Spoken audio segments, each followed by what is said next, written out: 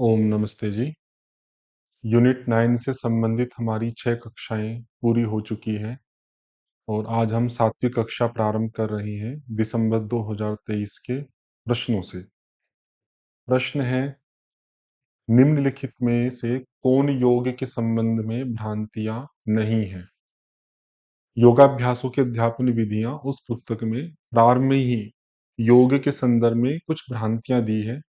इस संदर्भ में पहले भी प्रश्न आए हैं और अभी भी आया हुआ आपका। तो यहाँ पे भ्रांतियां नहीं पूछा है। योग साधारण व्यक्ति के लिए नहीं है, ये भी एक भ्रांति है। ऐसा कहा है वहां पे कि ये तो कुछ विशिष्ट व्यक्तियों के लिए है, साधारण व्यक्तियों के लिए नहीं है।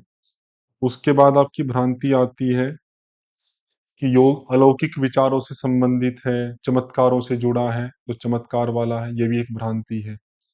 योग रहस्यवाद, जादू टोना, विविध प्रकार के दमन, इंद्रिय दमन के समकक्ष वो नहीं दिया। योग एक चिकित्सा पद्धति है जो सारे रोग ठीक कर सकती है।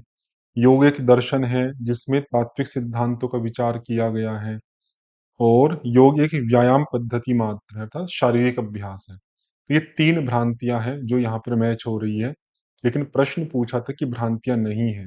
बी और सी ये आपका आंसर हो जाएगा। बी और सी में जैसे योग हमारे शारीरिक और मानसिक स्वास्थ्य में वृद्धि करता है, ये सही बात है। ये भ्रांति के रूप में उस पुस्तक में नहीं लिखी है। योग अंतर जगत की यात्रा है, ये भी भ्रांति के रूप में नहीं लिखा वहां पे। हमें फोकस करना है कि उस पुस्तक में क्या लिखा है और वही रेफरेंस आपको लेके ये आंसर ठीक करना चाहिए।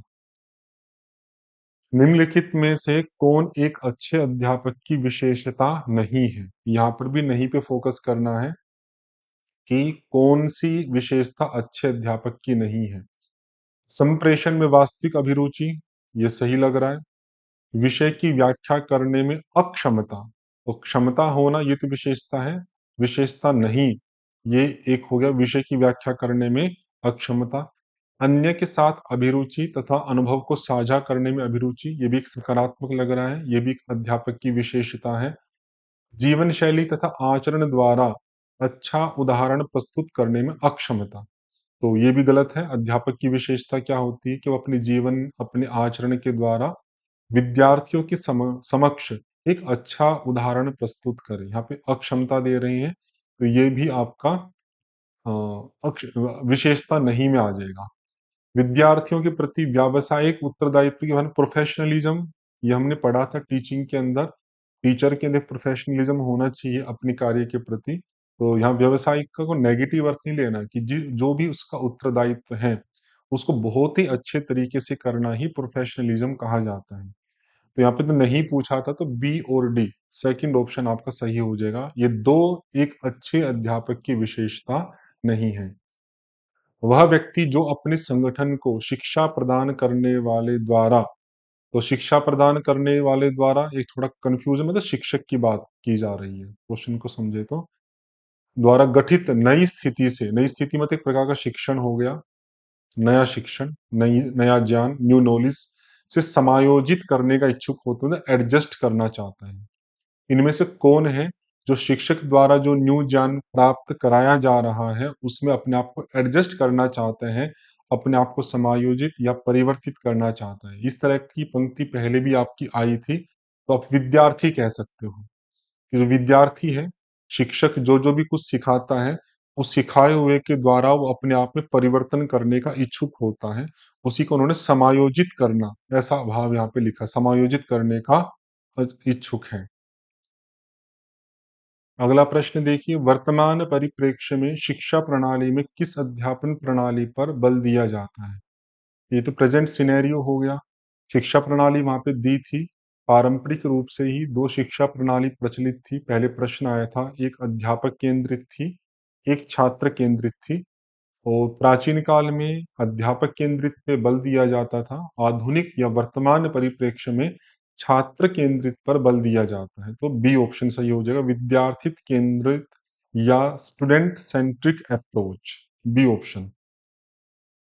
कक्षा के समय के बाद चयनित योगाभ्यासों के अतिरिक्त अभ्यास हेतु कार्यभार से विद्यार्थियों के कौशल, तथा कार्य निष्पादन स्तर में वृद्धि होती है। इस संदर्भ में पहले भी प्रश्न आया था आपका, कक्षा के समय के बाद मतलब out of class, out of class, कि क्लास का जो एक विधिवत समय है, उससे अतिरिक्त समय, उसके बाद में कुछ सिलेक्टिव योगी प्रैक्टिसेस है जो वहां पर लिखी है, याद रखिएगा।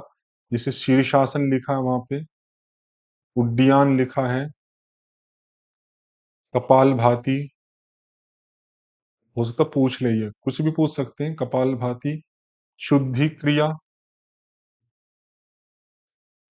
शुद्धि क्रिया और नौली, इसी क्रम से याद रख लीजिएगा। ये उन्होंने सिलेक्टिव यौगिक प्रैक्टिसेस बताई, तो इनका एक्स्ट्रा प्रैक्टिस करने के लिए, अतिरिक्त अभ्यास हेतु विद्यार्थियों का जो स्किल है या उनका जो परफॉर्मेंस लेवल है उसको बढ़ाने में कौन सी अध्ययन प्रणाली काम करती है? तो डायरेक्ट प्रैक्टिस मेथड, निर्देशित अभ्यास प्रणाली। ये पहले भी आया था, दोबारा आ गया है, इसको ध्यान रखिए। अगला प्रश्न है कि योगाभ्यासों के अध्यापन विधियां पुस्तक के अनुसार पाठ योजना के लिए सही अनुक्रम है। तो पाठ योजना में सबसे पहले हम क्या करते हैं?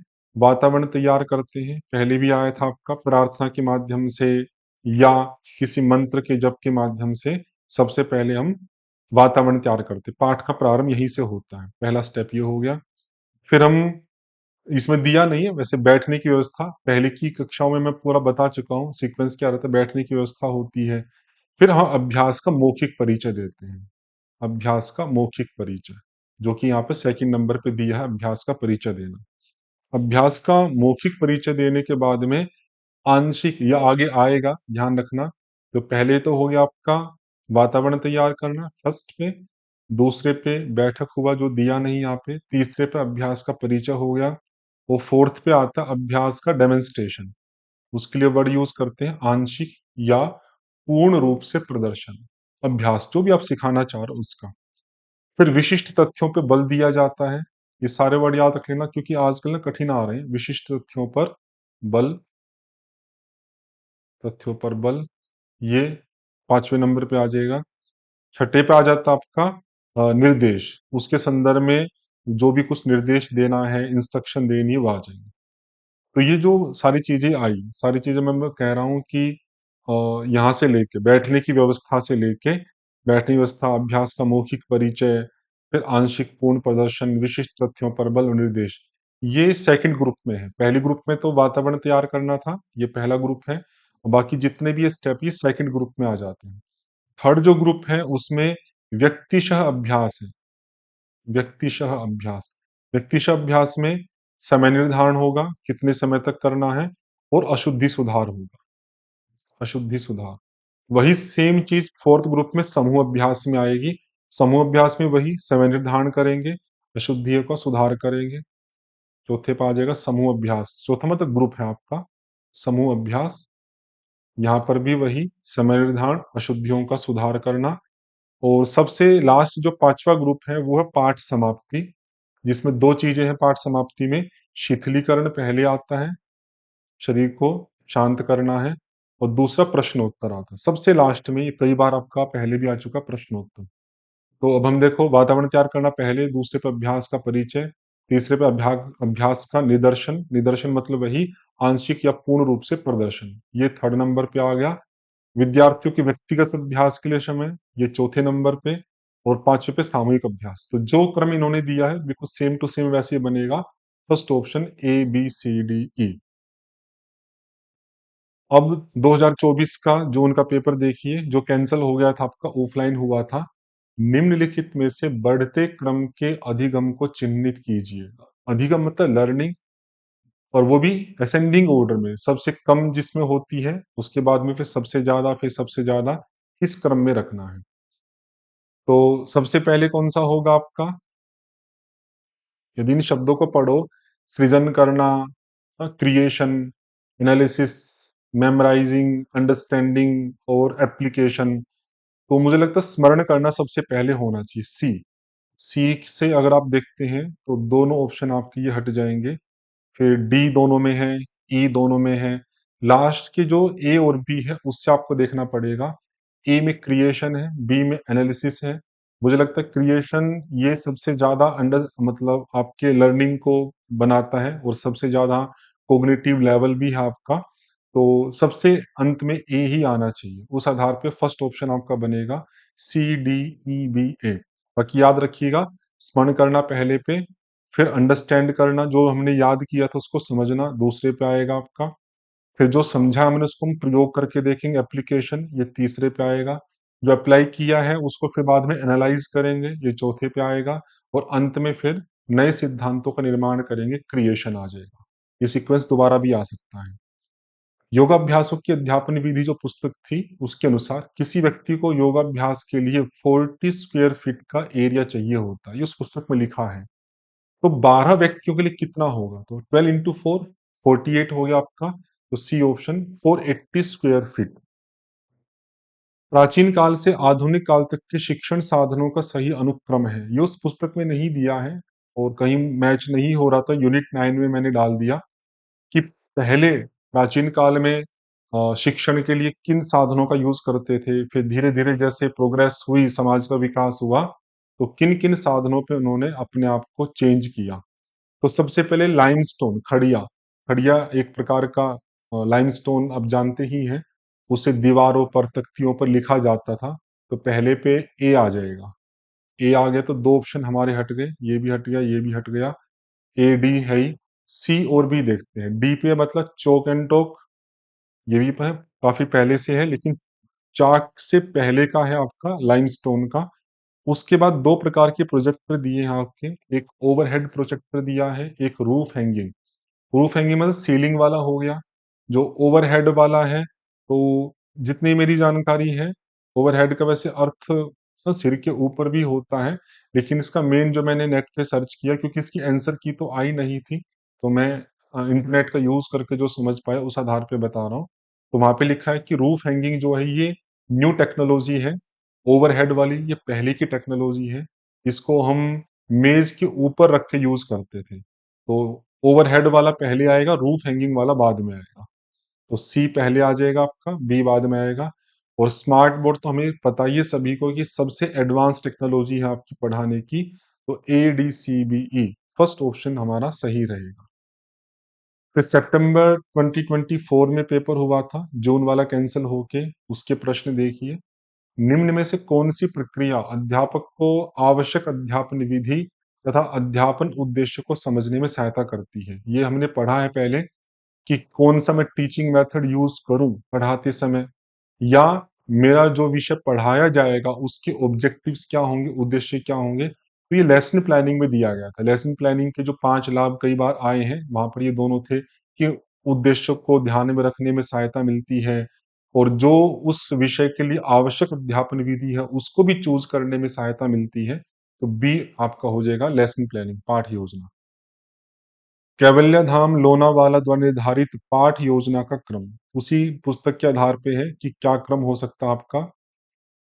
तो पहले देखिए, पाठ का प्रारंभ करेंगे, अभी हमने देखा ही था, फर्स्ट आ जाएगा आपका। फिर क्रिया विधि का प्रारंभ करेंगे, जो भी प्रैक्टिस करानी है। पाठ का प्रारंभ तो प्रार्थना या मंत्र से हो जाएगा आपका। क्रिया विधि मतलब जो योगिक प्रैक्टिस करानी है उसमें, ये सेकंड स्टेप आ जाएगा। और फिर अभ्यास का मौखिक परिचय, ये थर्ड स्टेप पे आ जाएगा। आंशिक और पूर्ण रूप से प्रदर्शन, ये भी स्पष्ट दिख रहा है फोर्थ पे। और व्यक्तिगत और समूह अभ्यास, ये स्पष्टतः 5वें नंबर पे आ जाएगा। तो ये सीक्वेंस वाइज ही दिए हैं। तो थर्ड ऑप्शन हमारा सही हो जाएगा, ABCDE।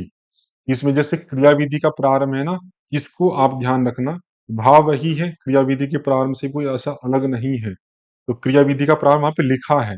जो सेकंड स्टेप था ना, जैसे फर्स्ट जो ग्रुप था उसमें तो पाठ का आरंभ था, ये वर्ड भी याद रखिएगा, पाठ का आरंभ, जिसमें हम प्रार्थना करते हैं। दूसरा जो ग्रुप है उसमें क्रिया विधि का आरंभ यही लिखा है, क्रिया विधि का आरंभ ऐसा लिखा है।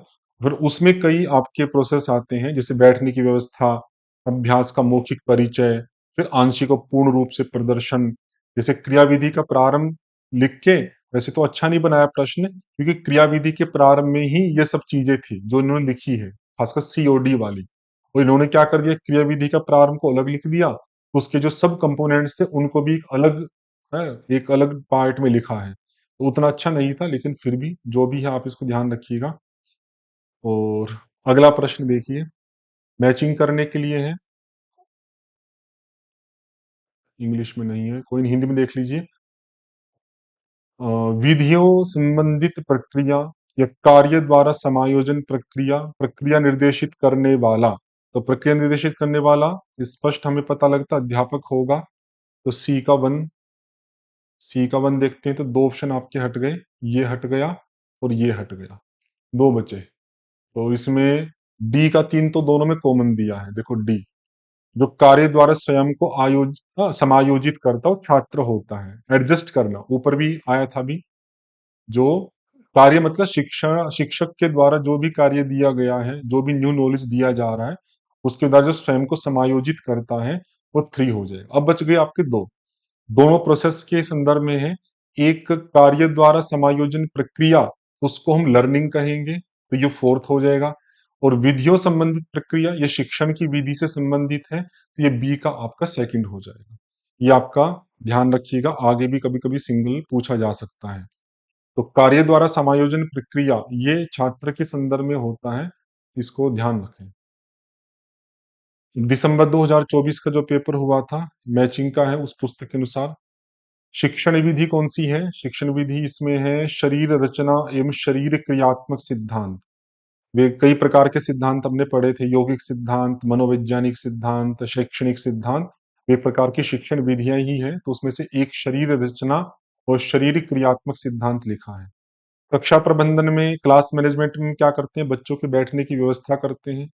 टीचिंग एड्स में आपके ऑडियो विजुअल्स माध्यम आते हैं। और सफल पाठ योजना क्या है आपकी? जो भी आपने पढ़ाया उसका एनालिसिस करो, प्रैक्टिस का एनालिसिस करना। तो डी का फोर्थ हो जाएगा। कॉमन सेंस के आधार पे ही कर सकते हैं, पुस्तक का ना भी पढ़ाओ तभी हो जाता। योग की प्रत्येक प्रशाखा द्वारा, मतलब योग के जितने भी आपकी ब्रांचेस हैं, उनके द्वारा किस ऑब्जेक्टिव पर फोकस किया जाता है? तो चारों ठीक लग रहे हैं। देखो, योग की समझ में सुधार करना, ये भी हो सकता है, देखते हैं। स्वास्थ्य के लिए भिन्न भिन्न योगों का प्रसार करना, ये उतना नहीं लग रहा है। योग का प्रसार करना उतना उद्देश्य नहीं होता। मन से सीधा व्यवहार करना ठीक ठीक सा लग रहा है। मन के परिवर्तन पर नियंत्रण का उच्चतम स्तर का एकीकरण। इसका इंग्लिश वर्जन मेरे पास नहीं था, हिंदी थोड़ी अजीब है लेकिन फिर भी ठीक लग रही है। कि मन के ऊपर नियंत्रण, फिर उस पे भी उच्चतम स्तर का एकीकरण, मतलब कंसंट्रेशन, हायर लेवल का। ये फोर्थ ऑप्शन आपका सही हो जाएगा। हिंदी का अनुवाद अच्छा नहीं है, यदि इंग्लिश पंक्ति होती, क्योंकि अभी इंग्लिश वाला मेरे पास नहीं था, तो मैंने हिंदी वाले ही प्रश्न डाले हैं, तो ज्यादा अच्छे समझ में आता, क्योंकि अनुवाद कई बार वे ठीक नहीं करते हैं। योगाभ्यासों की अध्यापन शिक्षण विधियां, पुस्तक के अनुसार यम और नियम को निम्नलिखित में से क्या जाना जाता है? ये पहले भी आया था आपका, तब भी मैंने बताया था यम और नियम को अभिवृत्ति प्रशिक्षण अभ्यास कहा है उन्होंने। थर्ड ऑप्शन सीधा सीधा फैक्ट है। जो योग के 6 अंग प्रारंभ में देते हैं, आसन प्राणायाम इत्यादि करके, वहीं पर छठा अंग जो दिया है आपका, वो यम और नियम है, जिसको अभिवृत्ति प्रशिक्षण अभ्यास कहा है। अध्यापन की मूलभूत विधियां हैं। तो अध्यापन की जो हमने 7 विधियां पहले से प्रश्नों में आती रही है, उनके बारे में अध्ययन किया था, कि नाम मात्र पूछे हैं। जैसे रेस्पॉन्स टू इंस्ट्रक्शन मेथड, ये विधि है। वैयक्तिक निर्देशन, इंडिविजुअल रेस्पॉन्स वाली, ये विधि है। क्रियावर्ण, ये अध्यापन की विधि नहीं है। परियोजना विधि, प्रोजेक्ट मेथड, ये विधि है। अशुद्धि सुधार विधि, ये कोई पढ़ाने की विधि नहीं है। ये पढ़ाने का जो सीक्वेंस होता है, उसमें एक प्रोसेस है आपका अशुद्धि सुधार। तो ये भी एक विधि नहीं है। तो विधि में A B D second option हमारा सही हो जाएगा। योगाभ्यासों की अध्यापन विधियां पुस्तक के अनुसार क्रियाओं द्वारा शुद्ध होने वाले क्षेत्रों को अनुक्रम में बताएं। तो अभी मैंने बताया था ना, वहां पे 6 योगाभ्यासों के बारे में बात की है। उन 6 का भी क्रम याद रखिएगा। सबसे पहले आसन की बात है, उसके बाद प्राणायाम की बात है, प्राणायाम के बाद है बंध एवं मुद्राएं, बंध और मुद्रा। चौथे पे क्रिया, पांचवे पे ध्यान, और छठे पे अभिवृत्ति प्रशिक्षण अभ्यास, जिसका प्रश्न अभी ऊपर आया था। तो ये क्रिया के संदर्भ में प्रश्न था। क्रियाओं द्वारा शुद्ध होने वाले क्षेत्रों को अनुक्रम में बताएं। तो अनुक्रम तो मुझे नहीं लगता कि कोई क्रम होगा कि पहले ये शुद्ध फिर शुद्ध, लेकिन वहां पर ये लिखा है कि क्रियाओं द्वारा शुद्ध होने वाले शरीर के क्षेत्र ये हैं। तो जिस क्रम में उन्होंने लिखे वही इन्होंने पूछ लिया। तो मैं क्रम पूरा लिख रहा हूँ क्या क्या है वहां पे। सबसे पहले नासा मतलब नासिका आ जाएगी, फिर ग्रसनी आ जाएगी, आपका फेरिंग्स ग्रसनी आ गई, फिर मुख। तो मैं क्रम को तो मैं पुष्ट नहीं कर रहा हूँ कि इसी क्रम में होगा, बस जो वहां पर लिखा है मैं वही लिख रहा हूँ। और उसी आधार पे इन्होंने प्रश्न पूछा है। नासा ग्रसनी मुख, मुख के बाद आता आपका कपाल, कपाल के बाद आता है जठर जिसको हम पेट भी कह सकते हैं, फिर आता है ग्रसनी, ग्रसनी दो बार लिखा उन्होंने, फिर लिखा उन्होंने गुदा, फिर लिखा मलाशय, और फिर लिखा आपका आंत इंटेस्टाइन। और इंग्लिश वाला भी मैं बता देता हूँ इंग्लिश में क्या क्या लिखा है वहां पे।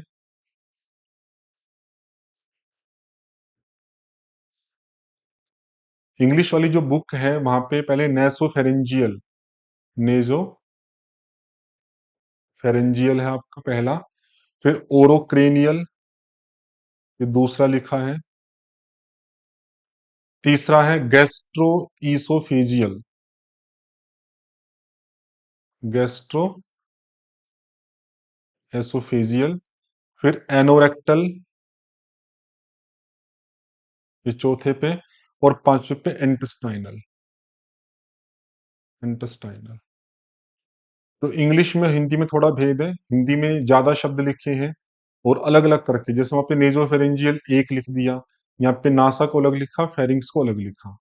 तो हिंदी वाला भी याद रखिएगा और इंग्लिश वाला भी ध्यान रखिएगा, इसी आधार पे अपना मैच कर लीजिए। मौखिक शिक्षण में क्या आवश्यक होता है? तो मौखिक शिक्षण को लेके वहां पे मेरी जानकारी में तो कोई चर्चा नहीं आई है, कॉमन सेंस से देखते हैं। जब हम वाणी के द्वारा अभिव्यक्त करते हैं, पढ़ाते हैं, तो उसमें क्या क्या आवश्यक होता है। एक तो स्वर पाठ, पहला तो हो गया स्वर पाठ या सस्वर पाठ, जो भी आप कहना चाहें, मतलब वाणी का सही से उच्चारण हो। तो उतना मैच तो नहीं हो रहा, वहां मूल में सस्वर लिखा है तो सस्वर ही कहना, सस्वर पाठ। इतना मैच तो नहीं हो रहा है, लेकिन आप देख लीजिएगा जो उन्होंने स्वीकार किया है। इंग्लिश नहीं है मेरे पास, वही फिर मैं कह रहा हूँ, इंग्लिश होता तो ज्यादा अच्छे समझ में आता।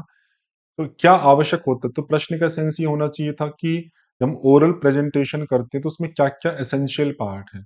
तो सस्वर पाठ, ठीक है। दूसरा इन्होंने स्वीकार किया है स्वर्ण शक्ति में संवर्धन।